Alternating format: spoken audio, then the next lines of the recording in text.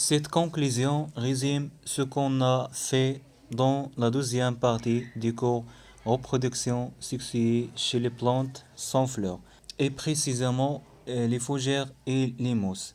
Donc, commençons par le cycle de développement des fougères. À partir d'un sporophyte qui contient des spores regroupés dans des sporanges, au printemps, lorsque les sporanges libèrent les spores, ces derniers arrivent à des endroits humides et germent pour donner des gamétophytes qui a un chromosome qui s'appelle aussi des protales, qui contient à la fois l'appareil reproducteur mâle, c'est-à-dire l'anthérydie, et l'appareil reproducteur femelle, l'archégone. L'anthérydie produit les entérozoïdes, c'est-à-dire les gamètes mâles, et l'archégone produit l'oosphère, le gamète femelle. Ces gamètes assurent la fécondation et donnent un zygote à deuxième chromosome, qui donne par la suite un nouveau sporophyte pour que le cycle commence à nouveau.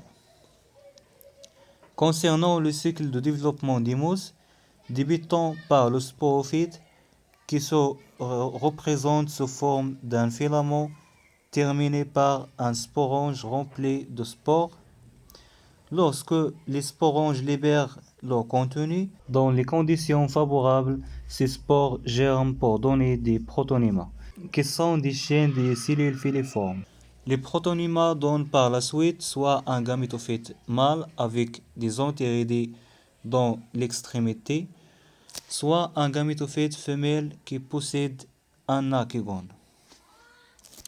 L'anthérydie donne les gamètes mâles appelés les entérozoïdes et l'archégone donne les gamètes femelles appelées oosphères.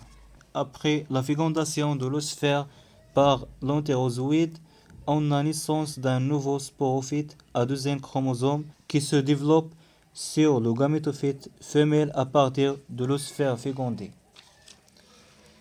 Donc, la différence entre les deux cycles, c'est que le gamétophyte chez les fougères contient à la fois l'appareil reproducteur mâle et femelle. Par contre, chez les mousses, on trouve un gamétophyte mâle et un gamétophyte femelle sur deux plantes différentes. Et le sporophyte situé sur le gamétophyte femelle. Enfin, j'espère que vous avez bien compris cette conclusion et merci.